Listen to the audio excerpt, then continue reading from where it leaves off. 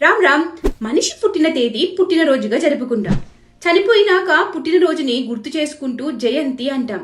కానీ హనుమంతుడు చిరంజీవి. అలాంటప్పుడు అది హనుమాన్ జయంతి కాదు, హనుమాన్ జన్మోత్సవం అనాలి.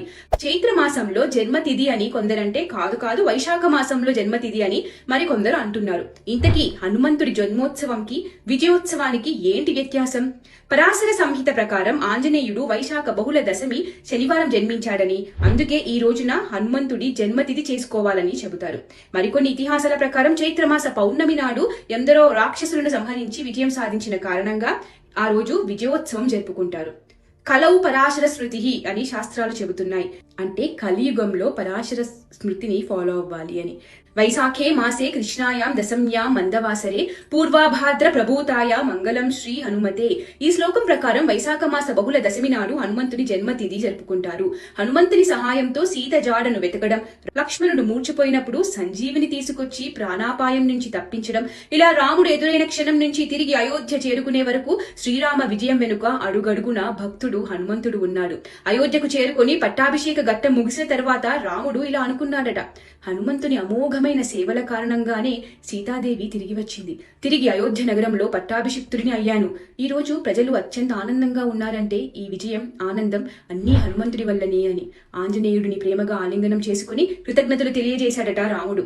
ఈ సందర్భాన్ని గుర్తుపెట్టుకుని రాజ్య ప్రజలు అప్పటి నుంచి శ్రీరామ నవమి, శ్రీరామ పట్టాభిషేకం తర్వాత వచ్చే పౌర్ణమిని గుర్తుపెట్టుకుని హనుమాన్ విజయోత్సవంగా భావించి వేడుకలు జరుపుకోవడం ఆనవాయితీగా వస్తుంది. కలౌ కపి వినాయకౌ అంటే కలియుగంలో త్వరగా ప్రత్యక్షమయ్యే దేవతా రూపాలు వినాయకుడు, హనుమంతుడు. ఎత్ర ఎత్ర రఘునాథ కీర్తనం తత్ర తత్ర కృతమాస్తకాంజలిం బాష్పవారి పరిపూర్ణలోచనం మారుతీం నమత రాక్షసాంతకం. అంటే శ్రీరాముని కీర్తన జరిగే చోట హనుమంతుడు పులకితుడై అంజలి జోడించి ఉంటాడు. రాక్షసాంతకుడైనటువంటి హనుమంతుడికి నమస్కరిస్తున్నానని అర్థం. ఏకాదశ రుద్రులలో ఒకడు ఆంజనేయుడు. పరమేశ్వరుడి అంశతో జన్మించినవాడు. అత్త చిరంజీవుల్లో ఒకడు. ఇప్పటికీ హిమాలయాల్లో కైలాస మానస సరోవరం సమీపంలో రామనామ జపం చేస్తూ జీవించి ఉన్నాడని విశ్వసిస్తారు. ఎక్కడ రామనామం జపిస్తారో, ఎక్కడ రామాయణం చెబుతుంటారో అక్కడ ఆనంద బాష్పాలతో చేతులు జోడించి నమస్కరిస్తూ ఆంజనేయుడు కూర్చుని ఉంటాడట. రామకథ చెప్పే సభకు అందరికన్నా ముందుగా వచ్చి అందరూ వెళ్లిపోయే వరకు ఉంటాడట. హనుమంతుడిని పూజిస్తే రోగాలు నయమవుతాయి, భూత ప్రేత పిశాచాలు పారిపోతాయి, చేసే పని పట్ల శ్రద్ధ పెరుగుతుంది, శని బాధలు తొలగిపోతాయి. జై శ్రీరామ్, జై జై శ్రీరామ్.